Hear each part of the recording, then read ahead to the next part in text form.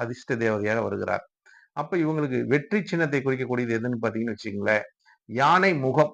அதாவது யானையோட உருவத்த வைக்கிறதோட, யானையோட அந்த ஒவ்வொரு வீட்ல பார்த்தீங்கன்னா, யானை தந்தத்த தலைய வெட்டி அந்த தந்தம் மட்டும் தெரியிற மாரி வச்சிருப்பாங்க.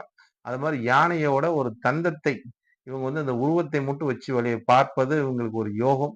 ஆ இது வந்து ஒரு நன்மைன்னு வச்சுக்கங்களேன். இவங்களுக்கு ஒரு அதிர்ஷ்டத்த குடுக்கும். இது ஒரு வெற்றி முகம் அப்படின்னு சொல்லலாம்.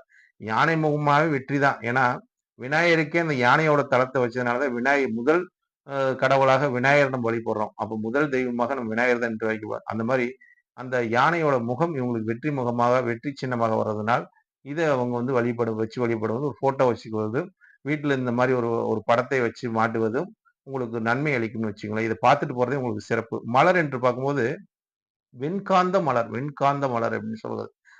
எல்லாத்துக்கும் இந்த காந்த வைப்ரேஷன். ஏன்னா, அந்த விருச்சிக ராசி பிறந்தவங்களுக்கு ஒரு காந்த வைப்ரேஷன் உண்டுன்னு வச்சுக்கங்களேன். ஏன்னா, இந்த ராசி